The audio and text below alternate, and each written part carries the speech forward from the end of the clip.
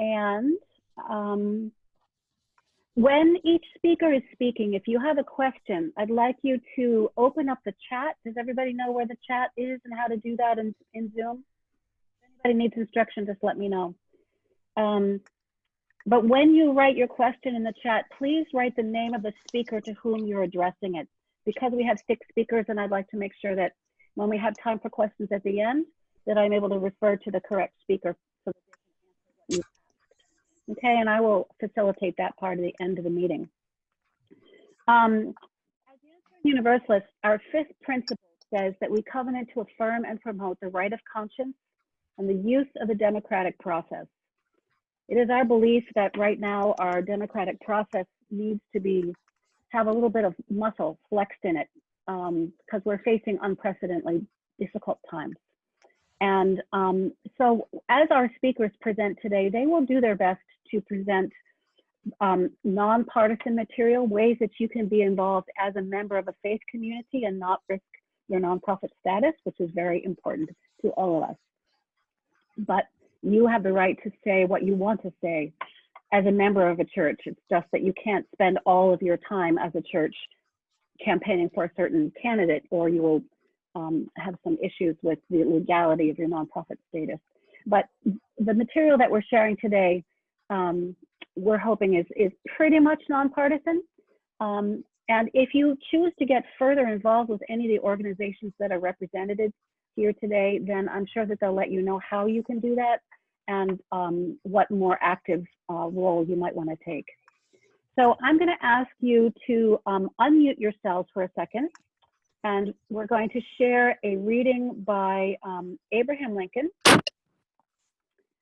And I will read the words in bold, and you will read the italicized words for me. This is from our book, the Singing the Living Tradition, which is our hymnal and readings that we read from every Sunday morning.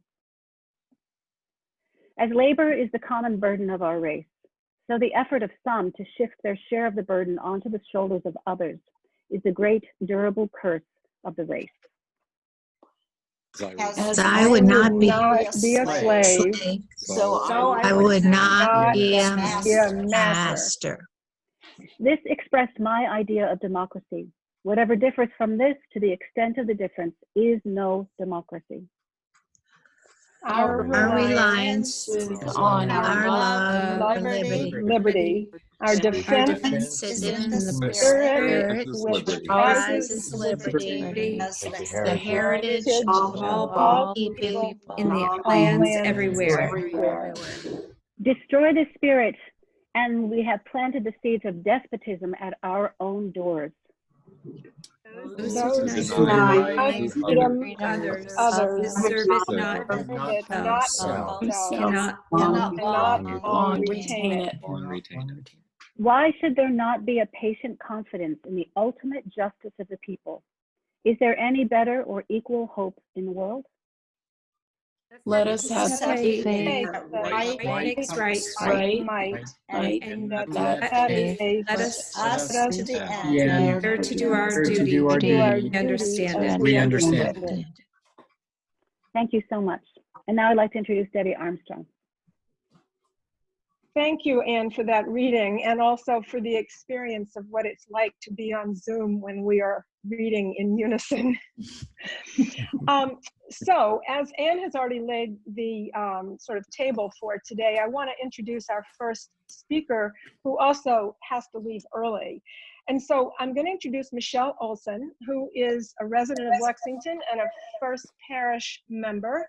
She was one of the founding team of the Minuteman Indivisible, along with some other people at First Parish, and also Indivisible Massachusetts, a founding member. She's now the Together for 2020 collaborative project leader among other people, and that's what we are going to hear about. And in addition to all the grassroots activism, Michelle would like you to know, and I would like you to know, that she founded Elect 535, and it's an online electoral tool to research and support the most competitive and crucial races in our country. So, congressional races. And Michelle may mention something about that too. So I'll turn it over to Michelle. Hi, thank you, Debbie, and thank you, Anne, both of you for organizing this. I think we're all feeling more and more compelled to get involved these days.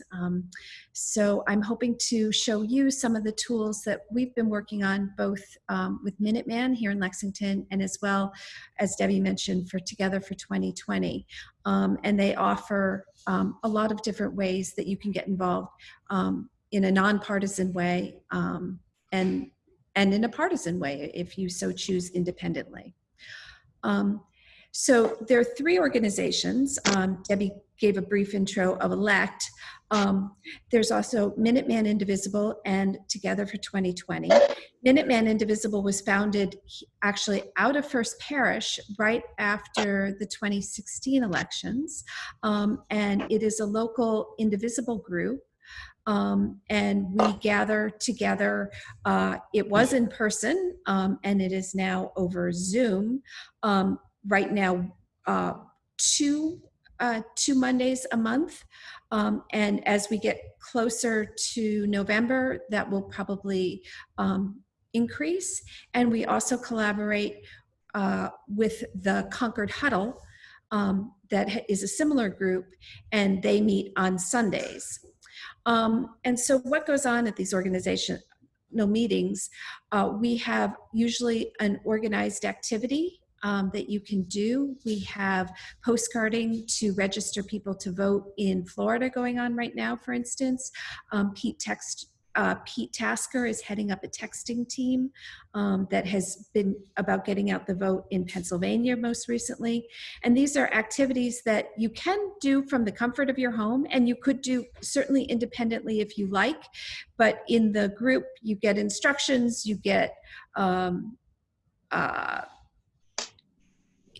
input, feedback, and great conversation from people who feel similarly with you. It's kind of fun, even if it is on Zoom. So we encourage you to try that.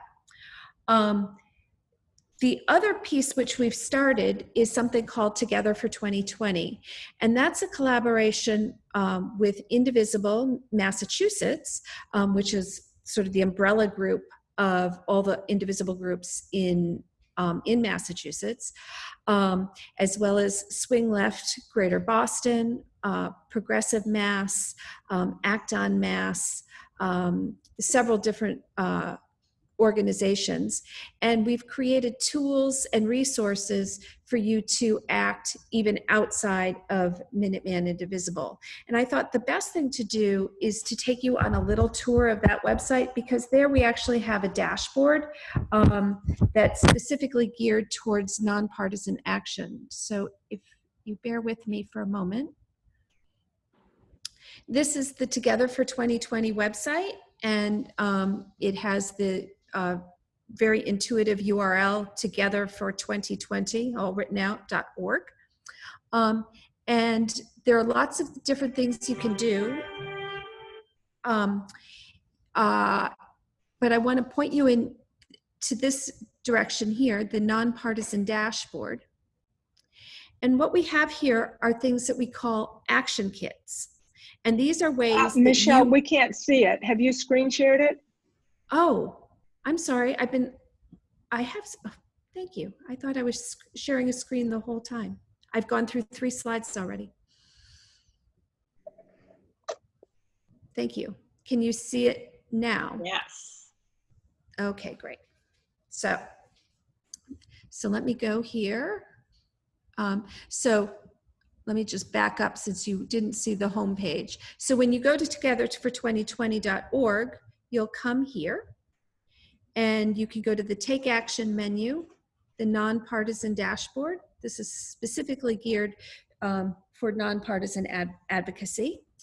And here you'll find actions that you can take, and they're primarily revolving around either getting people to register to vote or to vote by mail.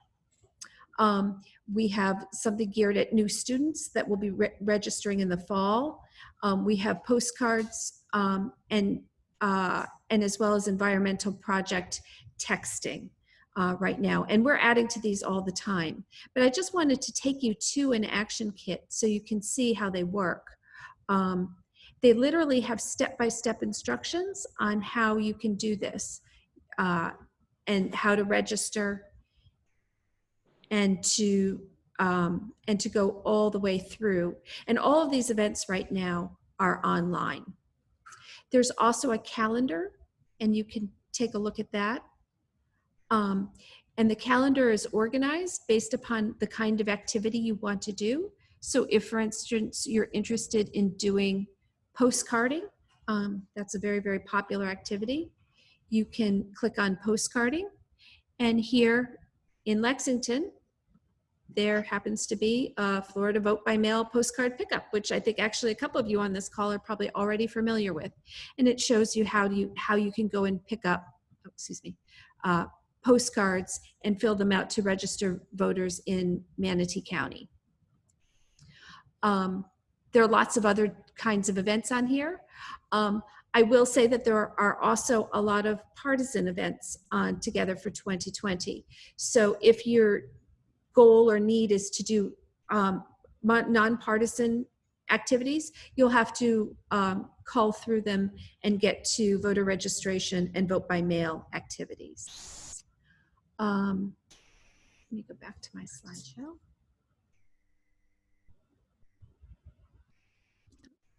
Sorry. Okay, so I'm going to send out this slide deck, which you missed the first couple of slides because I had forgotten to share my screen.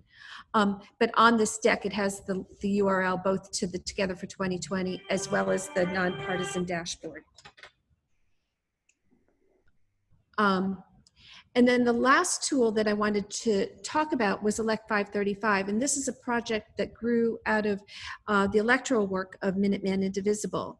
And this is a tool that allows you to research candidates, both Senate candidates and House candidates for Congress, because many of us, myself most strongly, believe that the real power for change comes through change in Congress, and that we need to elect officials who are more accountable and more in line with our values.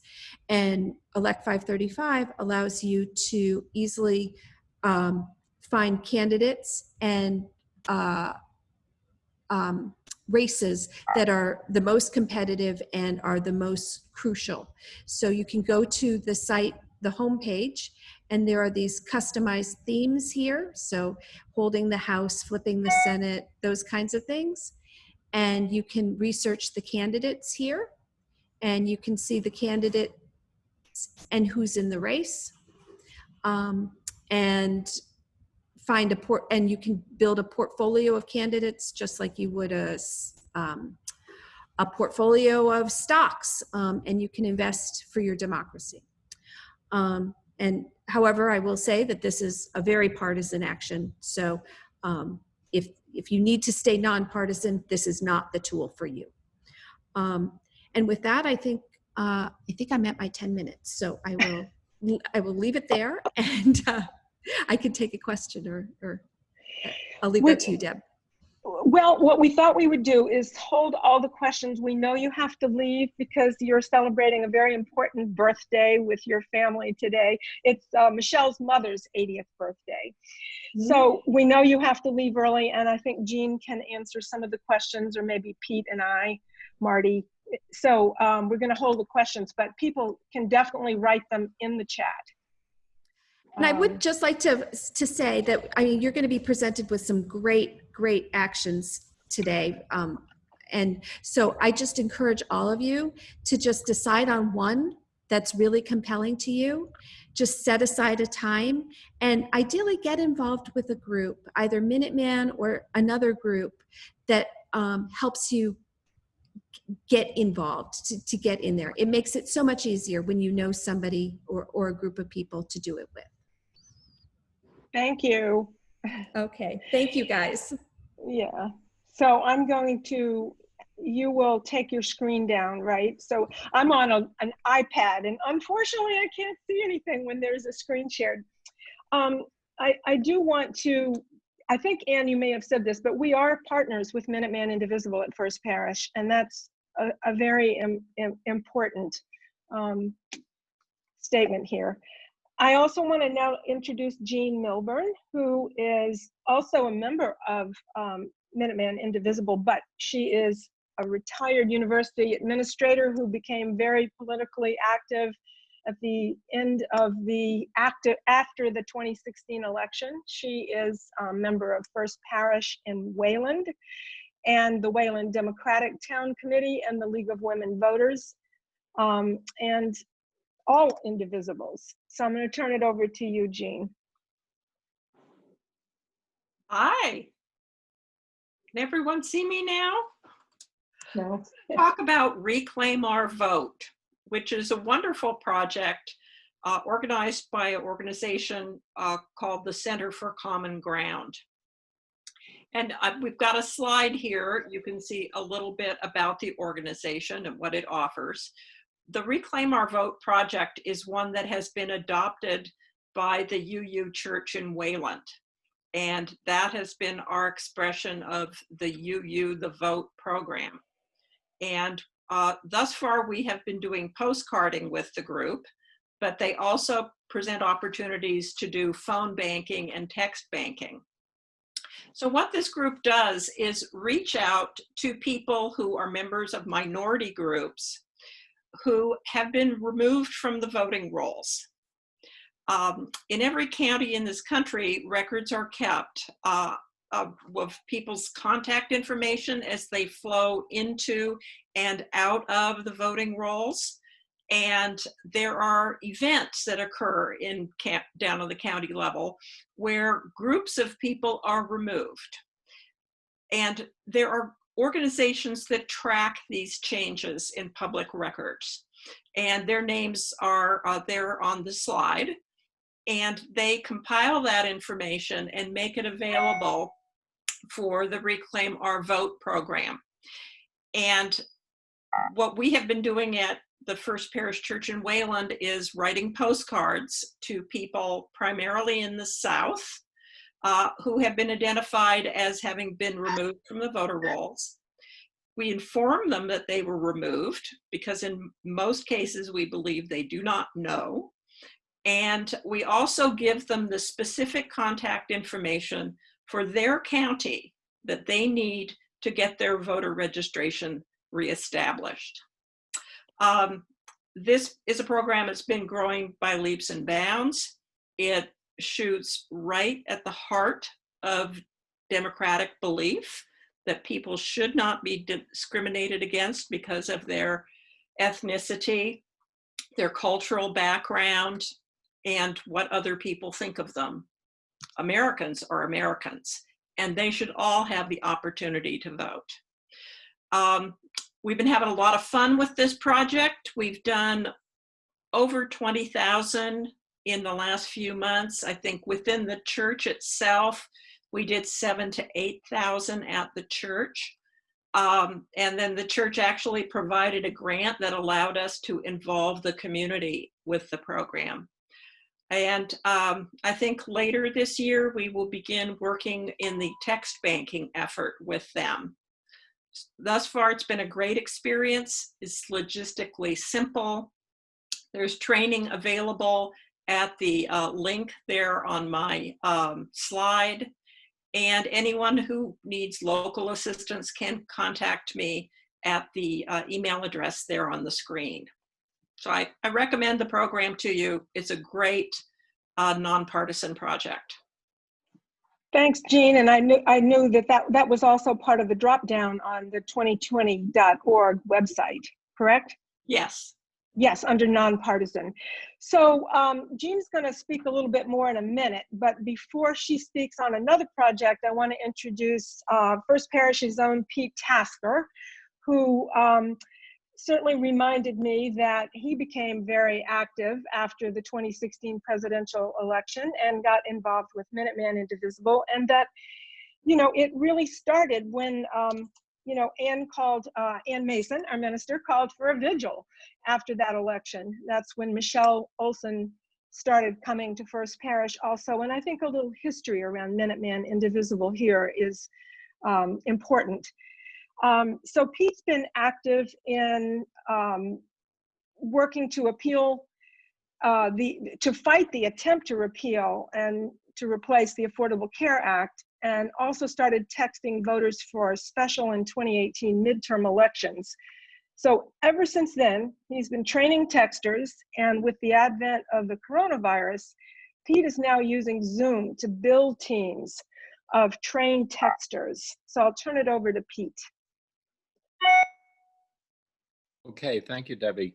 One of the things that's sort of fun about texting is that a lot of people read texts, but they don't necessarily reply to them. So it's been estimated that some 80% of texts that are sent to people are actually read by the people. And when I first started in this advocacy effort, I was doing phone banking until I realized that 20 or 30 second pause between the time that someone's answered a phone we're calling and I get on the line is the time when I hang up when I'm being called. So that's not the case with texting. When you send a text, it goes to the person's text box. It's less intrusive. Some people think it's more intrusive, but it's certainly less intrusive than a phone call during your dinner. With that said, I first want to start by demystifying the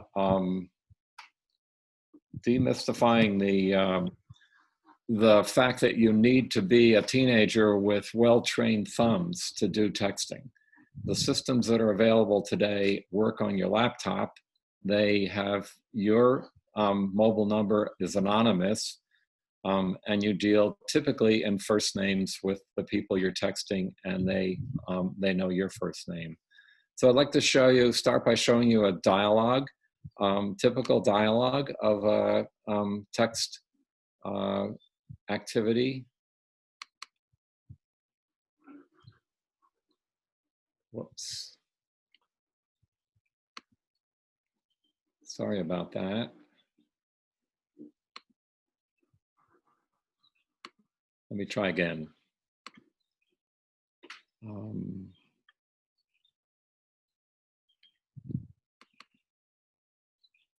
Okay, here's the message that is sent, that is put up on the screen when you are credentialed in a texting system.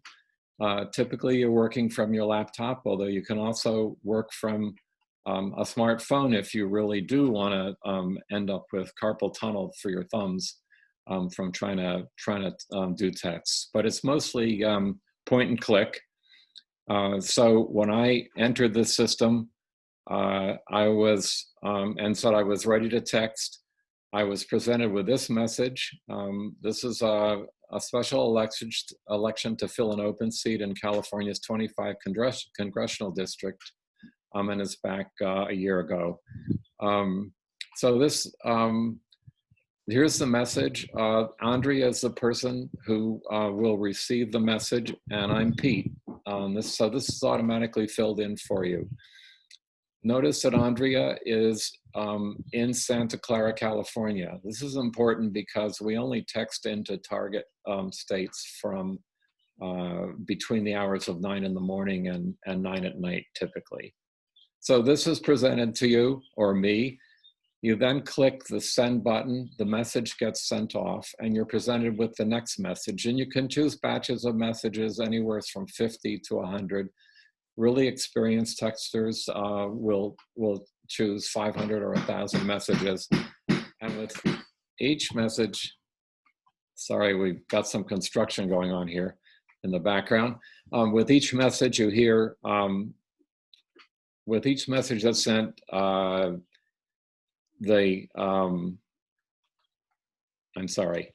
each message gets sent, and then you're presented with your next message. At some point, you go and you say, okay, I'm through sending messages for now, or I finished the allocation of 100 messages that I have. Messages can be sent, as you could see, in a matter of of a couple of minutes for 50 or 100 messages. You then get a chance to interact with the people who reply to you. So if I, let's see if I can go to the next one.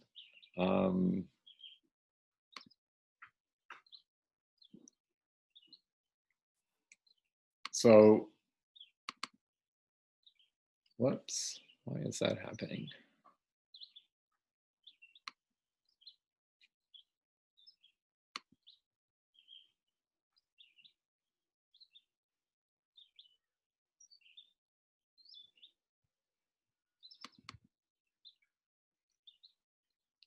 I'm sorry, for some reason or other.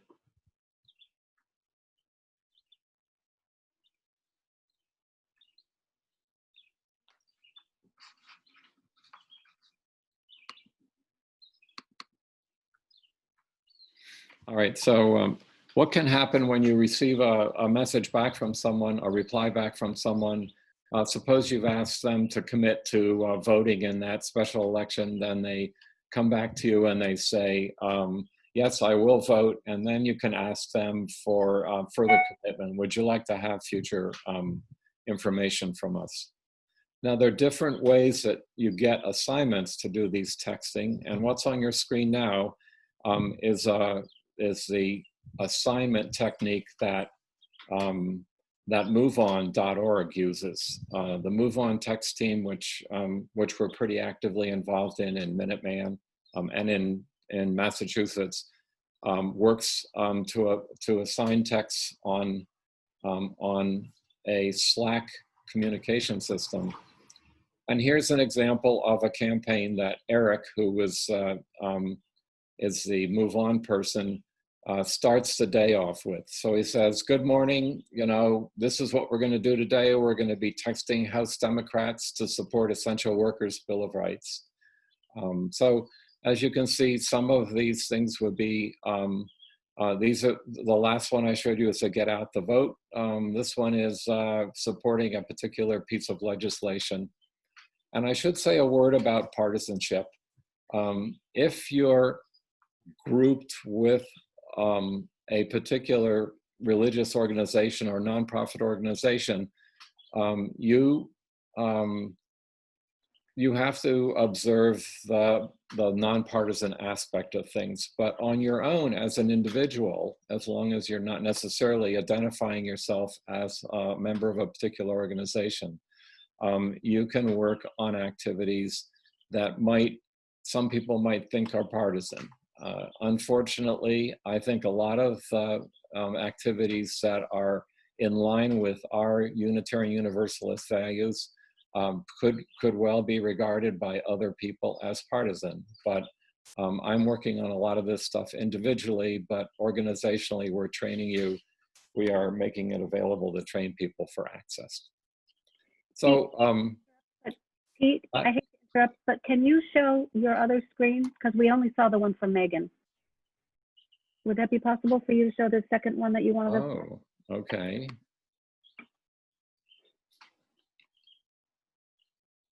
The other thing that we might do, Pete, because of time and wanting to have some questions, is that if we get time after the others have presented, then you could show the screen. But we're certainly going to give people opportunities to connect. Okay, good. Show that one quickly. That's just where the campaign is introduced in MoveOn, in the MoveOn text team. By each day, there's a new campaign or a continuation of a previous campaign. And I've exceeded my 5 minutes, so I relinquish the floor to back to Jean, I think. Yes, back to Jean. Hi, everybody. This time I'm going to speak about a program called Ask Every College. This is a really easy, short-term project that anyone who has an affiliation with a college or university could participate in. Most people don't know that the Federal Higher Education Act requires that all colleges make a good faith effort to distribute voter registration materials to their students. So even though this regulation has been on the books for a long time, many colleges really have not participated in that process of distributing information and encouraging students to register. Ask Every College is a campaign where basically you are asked to think about colleges that you have a relationship with, whether you're an alumni, perhaps you were a faculty member, you worked in administration, you were a parent of a child who attended a college. Basically, they give you the tools that you need to write to the college president and say, hey, we value this. We think that the Federal Higher Education Act has this right. Here are very simple ways that you could implement voter registration on your college campus. And indeed, it's quite simple for them. As you may remember from attending a college, filling out forms is a big part of the college experience. And adding the voter registration forms to the process that they introduce to their students and guide their students through is not a huge effort. So there are wonderful tools online for you to access this program. You can see a link on the screen that tells you where you can get instruction and form letters already written for your use.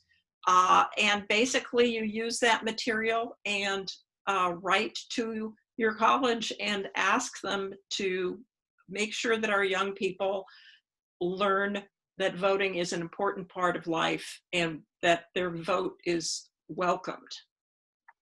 That's it. It's a short, sweet project, easy for everybody, clearly nonpartisan, and I hope you give it a try. Thank you, Jean. And this also is on the Together for 2020 website dropdown under nonpartisan actions. It's also something on our UU Social Justice website that has been embraced by UU The Vote. So now I'd like to introduce Lisa Bacci, and Lisa and I have worked together on some voting projects. I know in 5 minutes, it's not a lot of time for you to share, but Lisa's been on Minuteman Indivisible's steering committee, individual right now. She's very involved in the Indivisible Mass Coalition coordinating board for District 5, representing District 5, and is working on a number of voting related issues, including ranked choice voting, and participating in how to safeguard our elections. It's through a team with Indivisible Massachusetts. So, and there's been a lot of hot action even right today. So Lisa. Thanks, Debbie. And I'm going to ask Anne if she can share my handout on her screen, because now that the sun's come out, my screen has gotten a lot of glare on it. And I'm also going to put the link to the handout in the chat. I apologize, this is a Google Doc.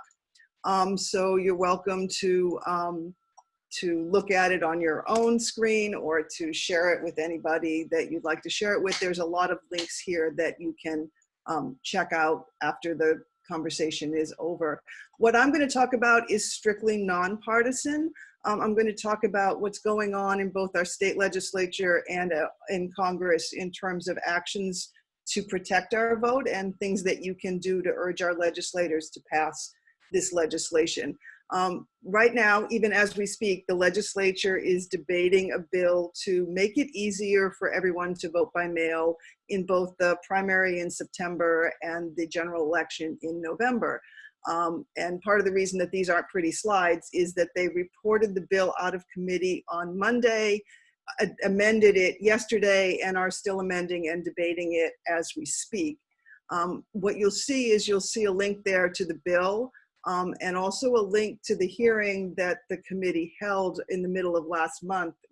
You can find out what the various positions are on these bills. The Secretary of State does not want to mail ballots to people, and advocacy groups would really strongly prefer that everyone is mailed a ballot for the general election, both to make sure that it's easier for people to vote and easier for city and town clerks to administer the election.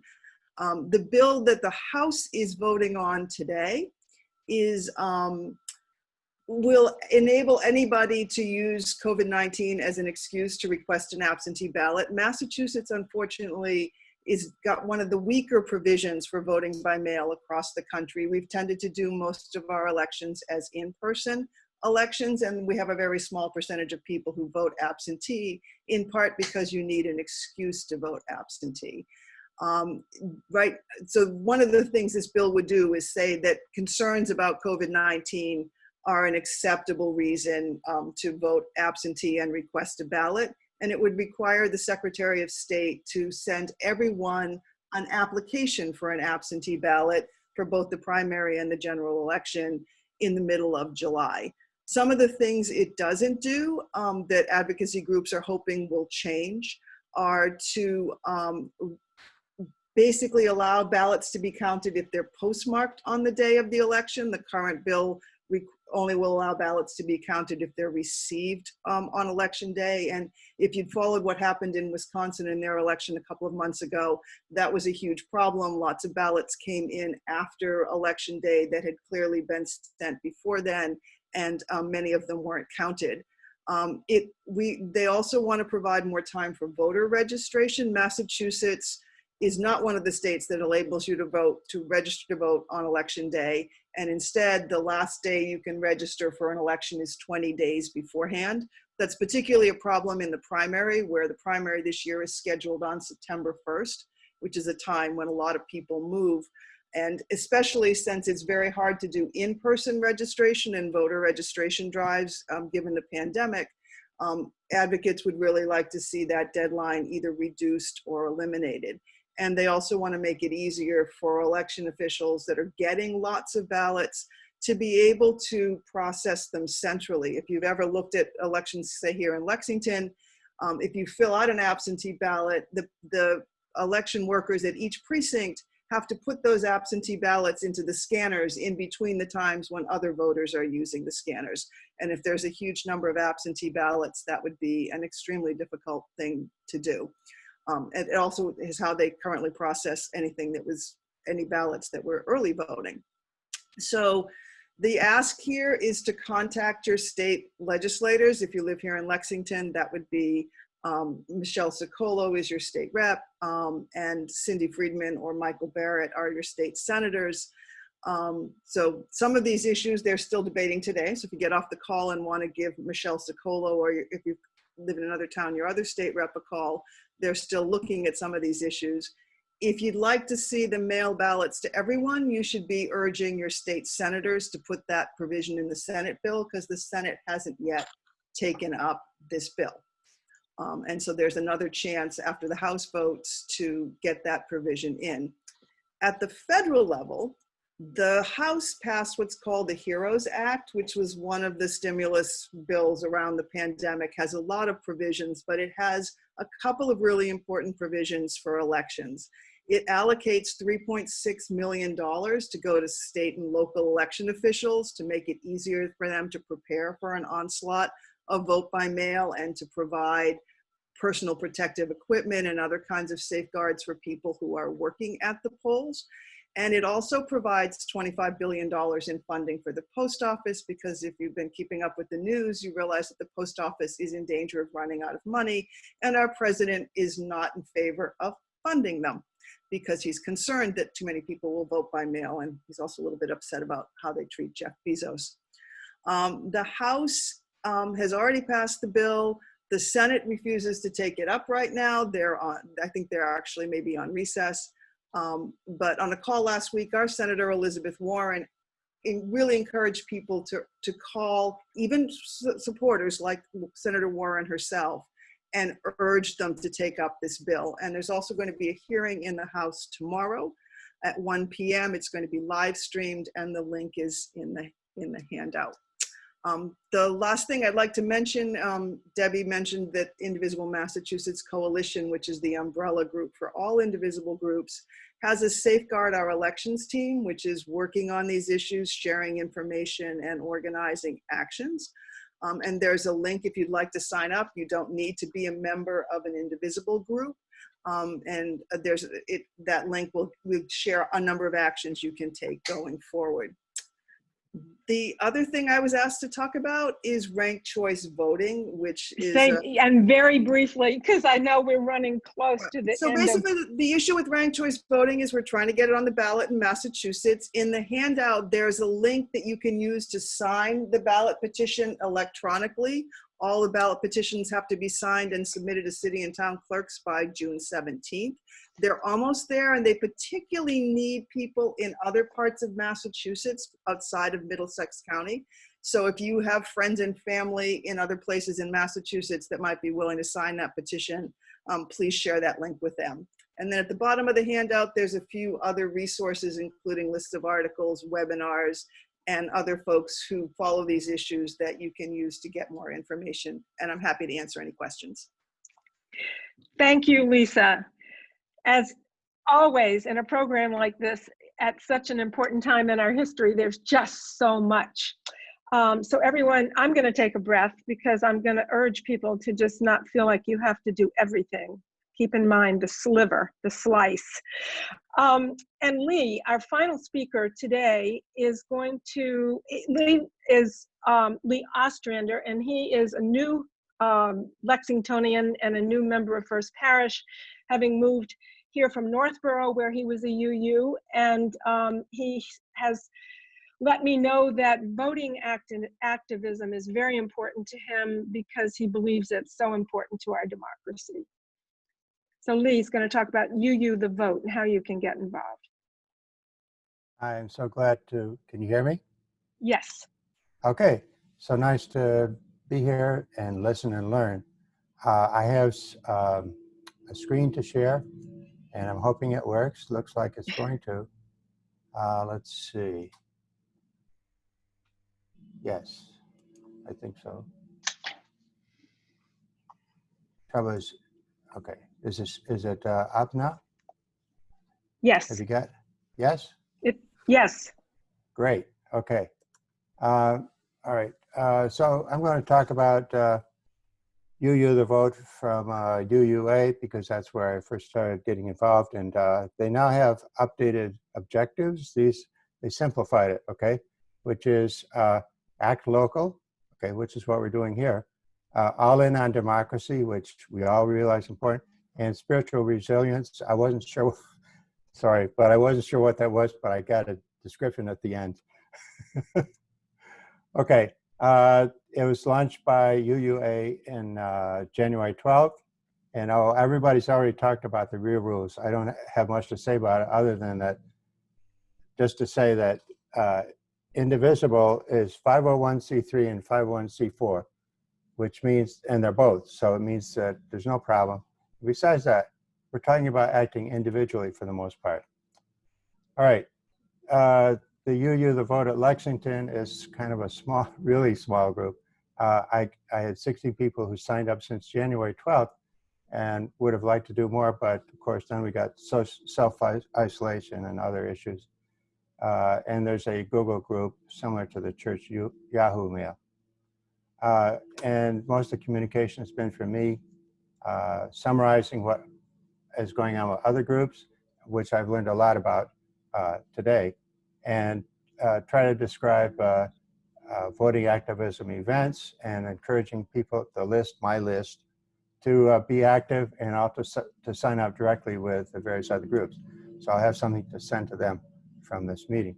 I should mention UU Mass Action because this is action-oriented, including UU the vote, and this should work here. Are you seeing yes. UU Mass Action? Okay. Basically, this is their UU the vote website and the things they do.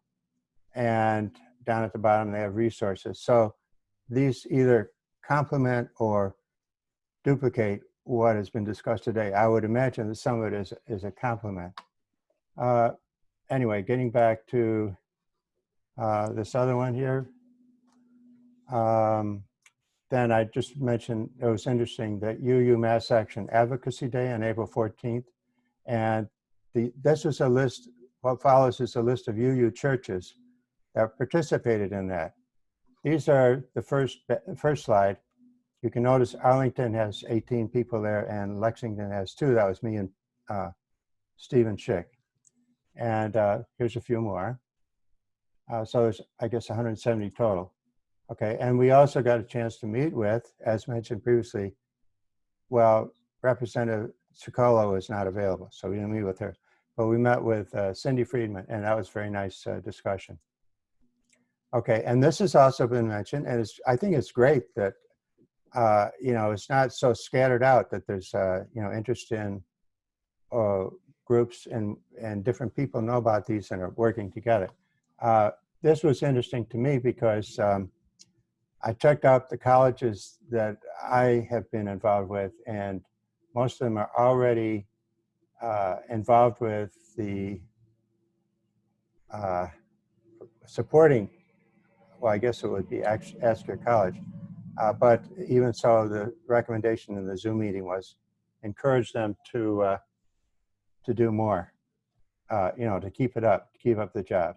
And I thought it was nicely organized. I think that was mentioned before. Okay, a couple of things that haven't been mentioned particularly quickly. One is communication burnout. All kinds of text and email messages. I mean, it's getting overwhelming. Like, I've got a message, I'm looking at my most recent message. It's Joe Biden. What do you think our campaign should be doing this summer? I don't know how many messages I've gotten from Joe Biden. And an occasion I've gotten them from Donald Trump too.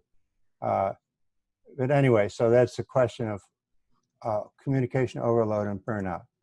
And this might be, yeah, I was going to say, Lee, because of the, yeah, go ahead and mention that book, and then I need to wrap things up. But I'm glad you're talking about burnout. Yeah, no, this is an important book.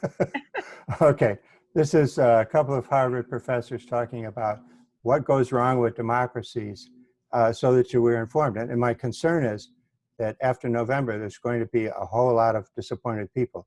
They're either going to be Republicans or Democrats or possibly somebody else, I don't know.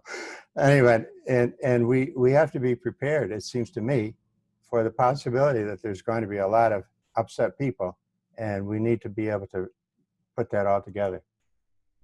Spiritual resilience, this is my last slide.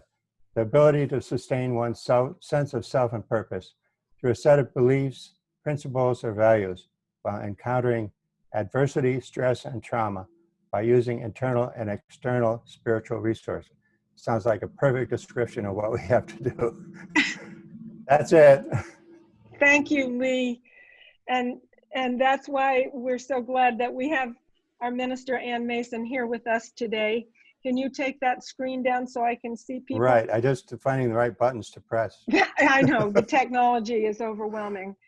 Like my iPad where I can't see anyone, but anyway. Oh, I know. Thank you.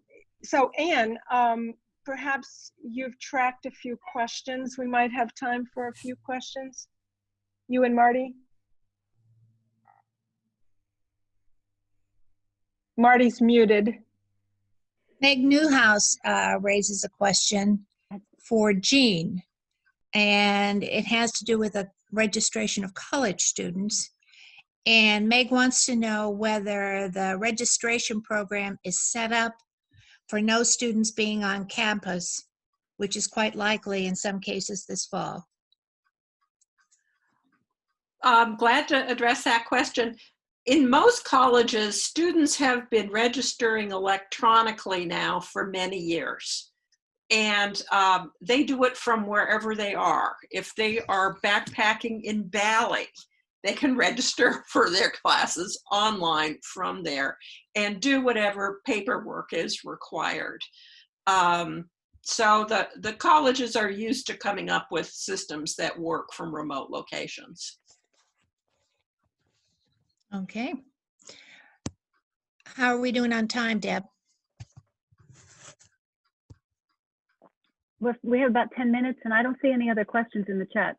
So, you know, if somebody has a question and you just want to raise your hand, certainly you can unmute yourself and we can just have a little conversation if anybody has any things they'd like to add.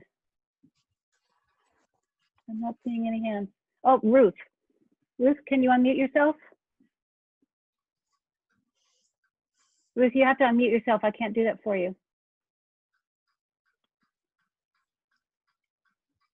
Okay, having gotten here late, how do I get hold of the agenda sheet that I saw on the screen? How do I get hold of the record of what was said? Well, Ruth, I'm recording this meeting, and so it will be up on our YouTube channel on the First Parish Lexington website. If you go up in the upper right-hand corner, there's the printed part. No, the whole recording will be.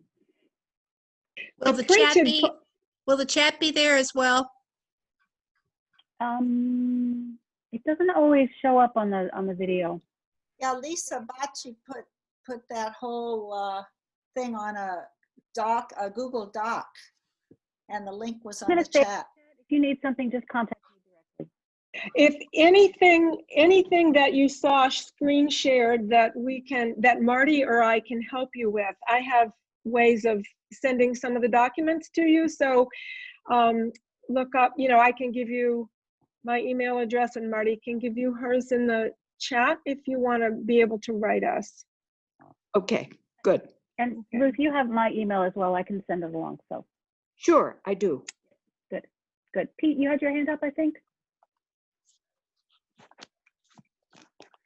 I just wanted to suggest that the Minuteman Indivisible website has a raft of information in addition to the Together for 2020 website that Michelle mentioned.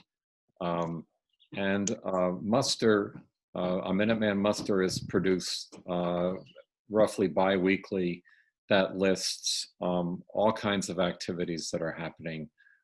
If you're interested, I could share just a picture of the homepage. Otherwise, it's minutemanindivisible.org, and it's, we got about 500 people in the organization. I'd like to add one thing to that, because I think there's a lot of conversation, Pete, going on right now about working very closely with Concord. So I think the concordindivisible.org is another website to know about, because you will see things that overlap and you will see invitations to different types of meetings. Jean, I don't know if you want to add anything about that. Okay. But both, yeah, okay. Meg Newhouse, can you unmute yourself? I'm unmuted.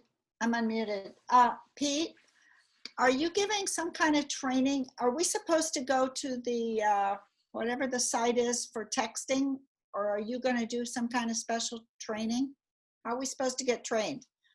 We've been doing virtual training using Zoom. Last weekend, we trained a bunch of people from Wayland First Parish.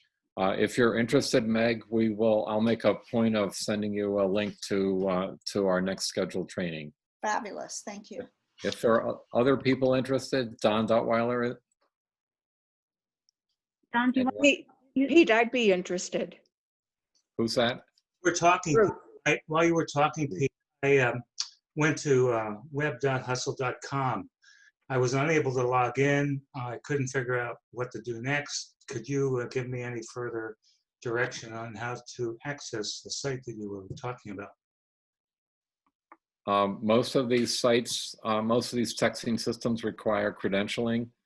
And that's part of the kind of thing we would handle in typically a half-hour training session followed by actually live texting. So I can't really help. I'm not sure I can we have the time to help you out here, Don. Could I put my email address in the chat and you could? Yes, that's a very good idea. For the training that you were talking just. Okay, and I have Meg's email. My email, by the way, is petetasker@me.com. Pete Tasker, lowercase one word, @me.com. Dawn, this is Lisa. They're also on the Together for 2020 site under their resource section. There's guides that kind of give an overview to the training process and also overviews for other things like using Zoom and using Slack.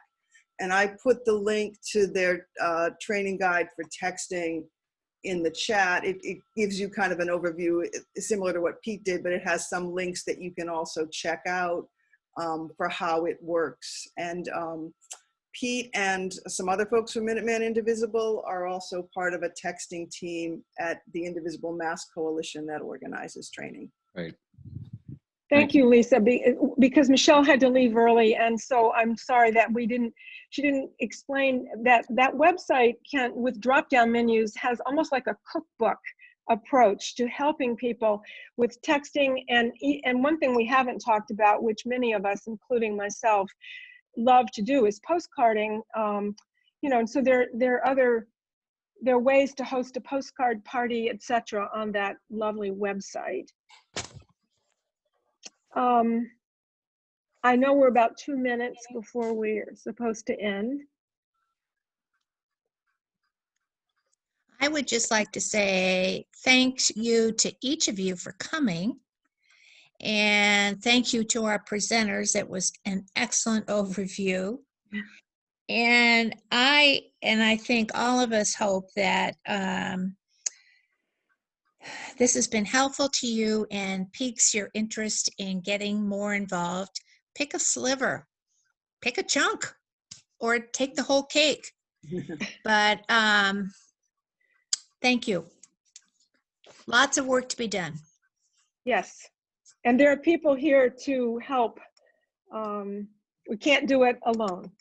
And thank you, Anne, for being present, as we all need to hold that breath as we continue to do this work.